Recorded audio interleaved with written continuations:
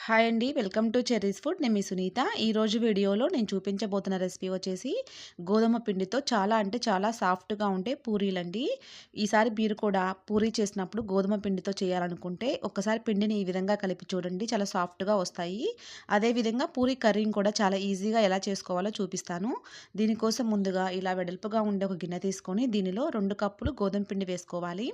ఇది ఆశీర్వాద్ గోధుమ పిండి ఉంటుంది కదా! అదేనండి. ఇందులోనే హాఫ్ స్పూన్ వరకు ఉప్పు వేసుకోవాలి. పావు స్పూన్ వరకు పంచదార వేసుకోవాలి. ఈ ఉప్పు, పంచదార అంతా కూడా ఈ పిండిలో కొంచెం కలిసేలాగా కలుపుకొని ఇప్పుడు ఇందులో 3 స్పూన్లు కానీ, 4 స్పూన్లు కానీ పాలు పోసుకోవాలి. ఈ పాలు ఇలా పిండిలో పోసుకొని కలుపుకోవడం వల్ల చపాతీ అయినా, పూరి అయినా చాలా సాఫ్ట్‌గా వస్తాయండి. ఈ పాలు కూడా ఈ పిండిలో అంతా కలిసేలాగా కలుపుకొని, ఈ పిండి కలుపుకోవడానికి సరిపడా నీళ్లు పోసుకొని ఈ పిండిని కలుపుకోవాలి. నేను 1 కప్పు నీళ్లు తీసుకున్నానండి. ఇలా కొన్ని కొన్ని పోసుకుంటూ కలిపాను. అరకప్పు కూడా పట్టలేదు. పావు కప్పు వరకు సరిపోయినాయి. ఈ పిండిని ఇలా సాఫ్ట్‌గా కలుపుకోవాలి. మరి గట్టిగా కాదు, అలా అని మరీ లూజ్‌గా కాకుండా ఇలా సాఫ్ట్‌గా కలుపుకోండి. మళ్ళీ పిండి లూజ్ అయిపోయినా గానీ ఆయిల్ ఎక్కువగా పీలుస్తుందనమాట. చూడండి నీళ్ళు ఎన్ని పట్టినాయో, పావు కప్పు వరకు పట్టినాయి. ఇప్పుడు ఈ పిండిని మూత పెట్టుకొని పక్కనుంచుకోవాలి. మనము ఈ పిండి కలుపుకునే లోపు ఇలా 2 బంగాళదుంపలు కూడా ఉడికించుకొని పక్కనుంచుకోండి. ఇప్పుడు పూరీ కర్రీ చేసుకుందామండి. స్టవ్ వెలిగించుకొని ఒక బాండీ పెట్టుకొని 2 స్పూన్లు ఆయిల్ వేసుకోవాలి. ఈ ఆయిల్ మంచిగా వేడైపోయిన తర్వాత హాఫ్ స్పూన్ జీలకర్ర, హాఫ్ స్పూన్ ఆవాలు వేసుకోవాలి. ఈ పోపు గింజలు కూడా మంచిగా వేగిన తర్వాత ఇందులో 2 పెద్దవి ఉల్లిగడ్డలు ఇలా సన్నగా తరిగి తీసుకోవాలి. 3 పచ్చిమిరపకాయలు, 2 చిన్న అల్లం ముక్కలు అన్నీ కూడా ఇలా సన్నగా తరిగి తీసుకొని వీటితో పాటే కొంచెం కరివేపాకు కూడా వేసుకొని ఇవన్నీ పోపులో వేసుకొని, ఈ పోపులో అంతా కూడా కొంచెం కలిసేలాగా కలుపుకొని, పావు స్పూన్ వరకు పసుపు వేసుకోవాలి. ఒక హాఫ్ స్పూన్ వరకు ఉప్పు వేసుకోవాలి. మనం పిండిలో కూడా వేసుకున్నాం కదా! చూసుకొని వేసుకోండి. నేను కల్లుప్పు వేశాను. ఒక హాఫ్ స్పూన్ కారం వేసుకోవాలి. ఈ ఉప్పు, పసుపు, కారం అంతా ఈ ఉల్లిపాయ ముక్కలో కలిసేలాగా కలుపుకొని ఒక్క నిమిషం అలా ఉండనిచ్చేసి, దీనిలో కప్పున్నర వరకు నీళ్లు పోసుకోవాలి.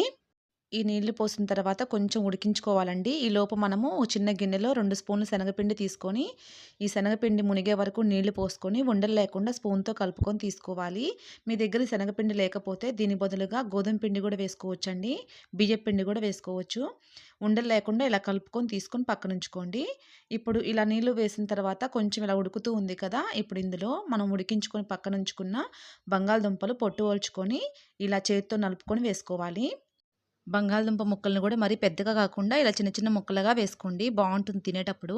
ఈ బంగాళదుంప ముక్కలు కూడా ఇందులో అంతా కలిసేలాగా కలుపుకోవాలి. ఇలా ఉండాలనమాట. పూరీ కర్రీ కొంచెం పలచగా ఉంటే బావుంటుందండి తినేటప్పుడు కూడా. ఇప్పుడు ఇందులో మనం కలుపుకొని పక్కనుంచుకున్న శనగపిండి నీళ్లున్నాయి కదా! ఇవి ఓ స్పూన్‌తో 1, 2 సార్లు ఇలా కలుపుకొని ఇలా పోసుకుంటూ కలుపుకోవాలి. ఉండలు కట్టకుండా ఉంటుంది. 1, 2 సార్లు ఇదంతా కలిసేలాగా కలుపుకోవాలి. మరి కొంచెం ఎక్కువసేపు ఉంచామంటే గట్టిగా అయిపోతుందండి. ఇలా పలచగా ఉంటే సరిపోతుంది. కొంచెం ఆరేసరికి మళ్ళీ కొంచెం గట్టిగా అవుతుంది కదా! సరిపోతుంది. ఇందులో కొంచెం సన్నగా తరిగిన కొత్తిమీర వేసుకొని, ఇంక స్టవ్ ఆపేసుకొని మూత పెట్టుకొని పక్కనుంచుకోవాలి. మనకింకా పూరీలోకి కర్రీ రెడీ అయిపోయినట్టేనండి. ఇప్పుడు మనం పూరీ చేసుకుందాము.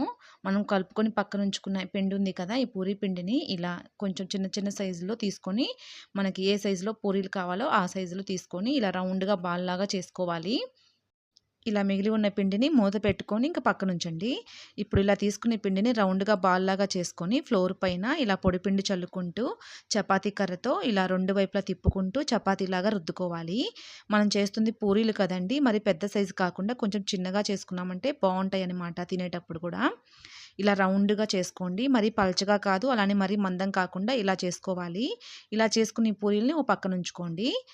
మీకు ఇలా రౌండ్ షేప్ రాకపోయినా, ఇంకా ఈజీగా త్వరగా చేసుకోవాలన్నా ఇలా చేసుకోండి. ఎక్కువ పిండి తీసుకొని ఇలా రౌండ్‌గా బాల్‌లాగా చేసుకొని, ఇలా పెద్ద సైజు చపాతీలాగా ఫ్లోర్ మీద పొడిపిండి చల్లుకుంటూ రుద్దుకోండి. ఇలా పెద్ద చపాతీని ఇప్పుడు పప్పు డబ్బా కానీ, దాని మూత కానీ షార్ప్‌గా ఉన్నది ఏదన్నా తీసుకొని ఇలా కట్ చేసుకోవాలి. ఇలా చేసుకోవడం వల్ల మనకి తక్కువ టైంలో ఎక్కువ పూరీలొస్తాయన్నమాట. హడావిడి లేకుండా ఉంటుంది. మార్నింగ్ టైంలో, టిఫిన్ టైంలో కొంచెం హడావిడిగా ఉంటుంది కదండీ! అలాంటప్పుడు ఇది బాగా ఉపయోగపడుతుంది. ఒకేసారి 5, 6 అట్లా వస్తాయన్నమాట. మీకు నచ్చితే తప్పకుండా ఇలా గూడా ఒకసారి ట్రై చేసి చూడండి. ఈజీగా ఉంటుంది. ఇలా చేసిన ఈ పూరీలన్నీ ఒక పక్కన ఉంచుకొని, స్టవ్ వెలిగించుకొని ఒక బాండీ పెట్టుకొని డీప్ ఫ్రై సరిపడా ఆయిల్ వేసుకొని, ఆయిల్ వేడైపోయిన తర్వాత మనం చేసుకున్న ఈ పూరీని ఒక్కొక్కటిగా ఇలా వేసుకోవాలి. ఇలా వేసిన వెంటనే గరిటె పెట్టి ఒత్తామంటే చక్కగా అదే పైకి లెగుస్తుందండి. స్టవ్ మాత్రం హై ఫ్లేమ్‌లో పెట్టుకోండి. ఇలా 2 వైపులా మంచి కలర్ వచ్చే వరకు ఈ పూరీని ఇలా ఫ్రై చేసుకొని తీసుకోవాలి. అదేవిధంగా మళ్ళీ మిగిలిన పూరీలు కూడా ఇంక ఇలాగే వేసుకోవాలి. స్టవ్ మాత్రం లో ఫ్లేమ్‌లో పెట్టుకున్న, మీడియం ఫ్లేమ్‌లో పెట్టుకొని ఆయిల్ వేడి తగ్గిపోయిందంటే పూరీలు సరిగ్గా పొంగవండి. అదేవిధంగా ఆయిల్ గూడా ఎక్కువ పీలుస్తాయనమాట. అందుకనే స్టవ్ మాత్రం హై ఫ్లేమ్‌లో పెట్టుకొని బాగా ఆయిల్ వేడవ్వనిచ్చేసి ఇలా వేసుకున్నామంటే పూరీలు చక్కగా వస్తాయి చివరి వరకు గూడా. ఇలా చేసుకున్న ఈ వేడి వేడి పూరీలని ఇలా ఒక ప్లేట్‌లో పెట్టుకొని, మనం చేసుకొని పక్కనుంచుకున్న పూరీ కర్రీ వేసుకొని తిన్నామంటే ఎన్ని తిన్నా తింటూనే ఉంటామండి. అంత బావుంటాయనమాట. ఈసారి ఎప్పుడైనా మీరు కూడా గోధుమ పిండితో పూరి చేయాలనుకుంటే ఈ విధంగా ట్రై చేయండి. అసలు ఆయిల్ పీల్చవు, చాలా స్మూత్‌గా వస్తాయి. మీకు వీడియో మొదటిలో పూరి తుంపి కూడా చూపిచ్చాను కదా! ఎంత సాఫ్ట్‌గా వచ్చినాయో చూసారు కదా! చాలా బావుంటాయండి. ఈ వీడియో నచ్చితే తప్పకుండా లైక్ చేయండి. మీ ఫ్రెండ్స్‌కి ఈ వీడియో షేర్ చేయండి.